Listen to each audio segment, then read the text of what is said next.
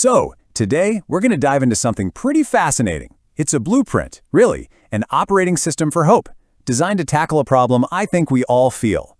That huge gap between knowing about the world's problems and actually being able to do something about them. You know the feeling, right? You're scrolling through your phone, you see all these massive, complicated crises playing out, and you get this knot in your stomach. You want to help, you really do. But the sheer scale of it all just leaves you thinking, where would I even start? It's paralyzing. Well, it turns out there's a name for that feeling: awareness paralysis. It's that exact state of being so informed, so aware, that you just feel completely frozen.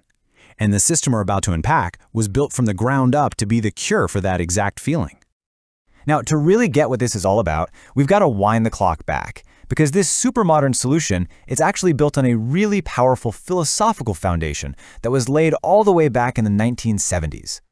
It all starts with a guy named Donald Keyes. He was a former UN advisor, and his big idea was this: for humanity to make it, our main allegiance couldn't just be to our country. We needed a whole new identity. The identity of a planetary citizen, where our loyalty is to the planet itself. You could almost think of it as the political software for a new kind of global civilization. And you know, this wasn't just some fuzzy, feel-good idea.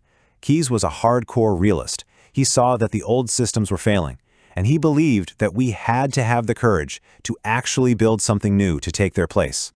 Okay, so at the same time, you had theologian John B. Cobb Jr., who was providing the other half of the equation, the moral compass, if you will.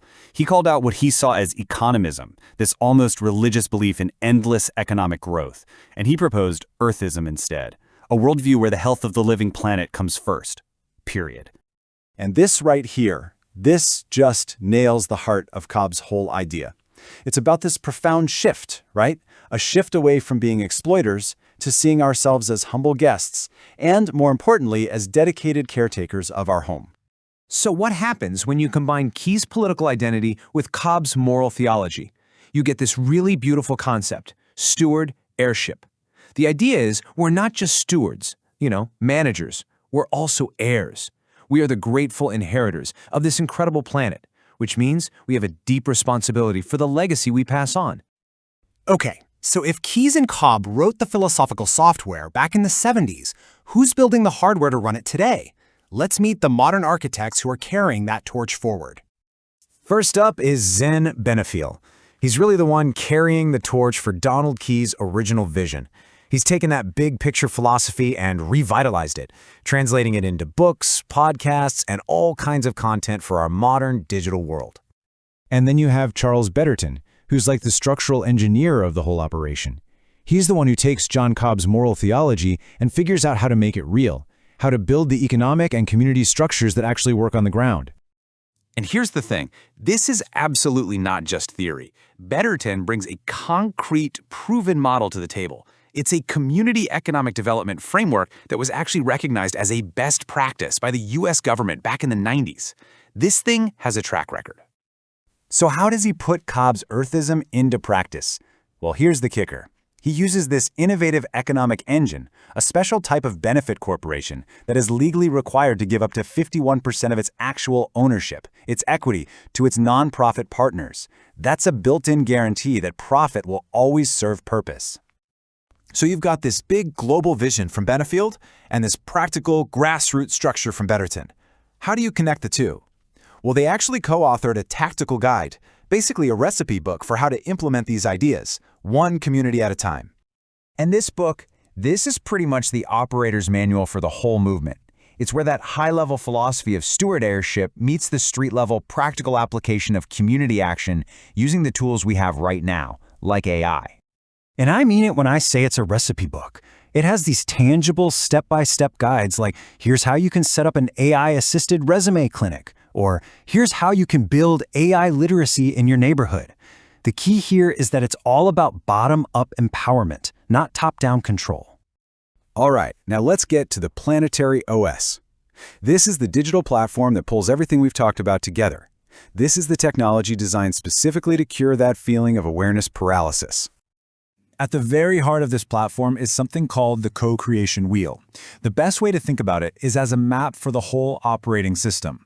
It lays out these 12 key sectors of society, things like health, education, economics, and it helps you see exactly where your personal skills fit into the big picture. It breaks down those silos.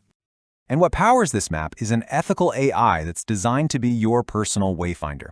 Think of it like a GPS for making a difference. It's not there to tell you what to do or to replace your choices. It's a guide that gives you the information you need to make your choices more powerful. Okay, so how does it work in practice? It's really a simple three-step process. First, the AI helps you get clear on your own core values and unique skills. Then, it takes that profile and matches you to small, achievable actions you can actually do. And finally, and this is so important, it connects you with the right groups to do it with.